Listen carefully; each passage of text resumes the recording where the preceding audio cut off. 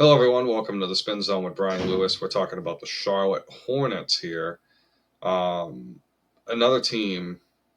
They wanted the unlike the first three teams that we talked about that were picking in the 2025 NBA draft. Dallas, that were in the NBA Finals about 16 months ago. No, 14 months ago they were in the NBA Finals against the Boston Celtics, losing in 5 games.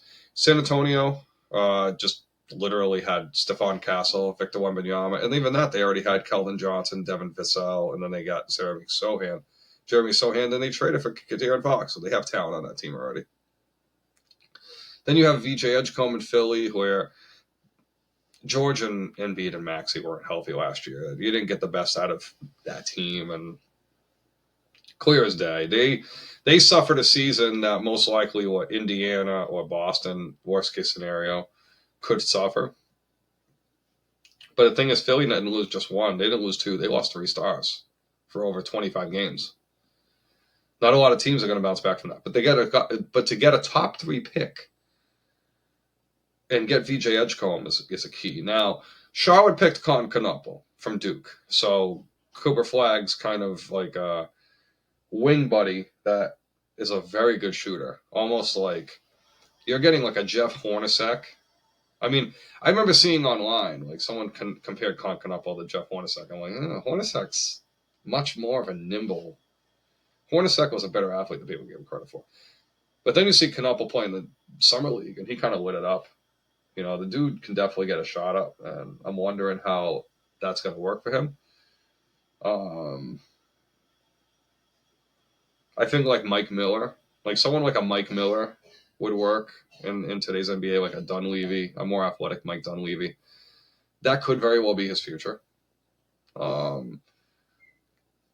like the pick personally. I thought they would go either him, Edgecombe, or Trey Johnson. I knew they were going to go guard because they needed assurance in case LaMelo doesn't stay long term.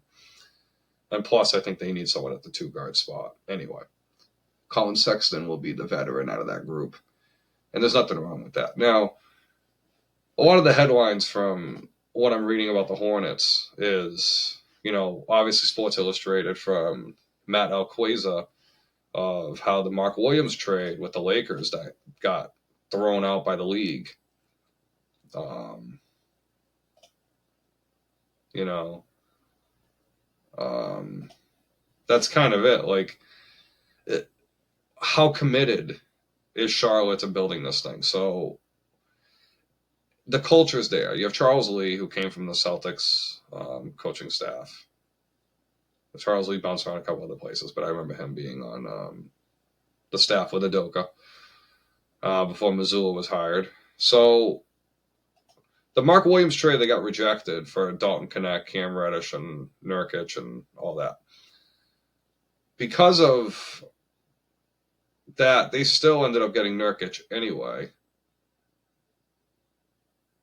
No, Nurkic ended up going. So, they bring in Colin Sexton, Spencer Dinwiddie, Sion James, Ryan Connaughton, Cockburner, Mason Plumlee. So they got rid of, Nurkic and Williams, so they have no centers. But they went young.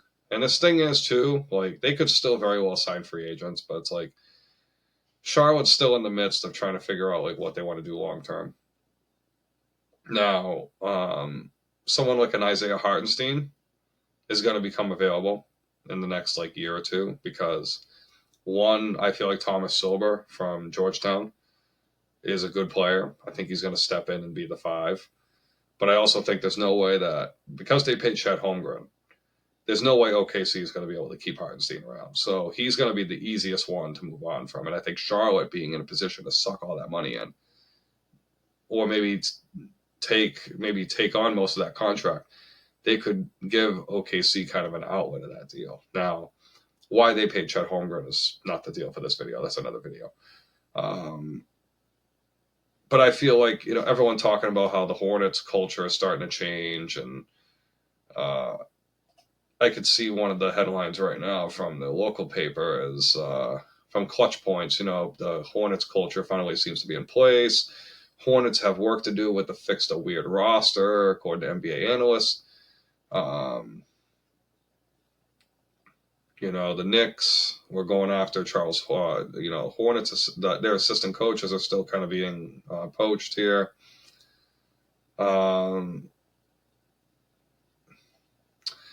I just think, right after your summer league and you see like, okay, Charlotte's young guys that they're picking seem to be there. And then you have Miller and Ball that are good players. But at the end of the day, what's the end goal for Charlotte? And I think the end goal for Charlotte is to play the season out, let the young guys grow, get a lot of minutes, figure out if they can get LaMelo to stay long term, play out the rest of this Miles Bridges contract, and then slowly figure out the money situation from there. Because by that time, you're going to have to pay Miller. And then if Knuppel and Kalkbrenner work out, then you have two really, and I like both of those guys. Then you have two legitimate players, Liam McNeely as well. If you can get two out of those three guys, two out of those four draft picks, realistically, become solid players. Three out of the four contribute.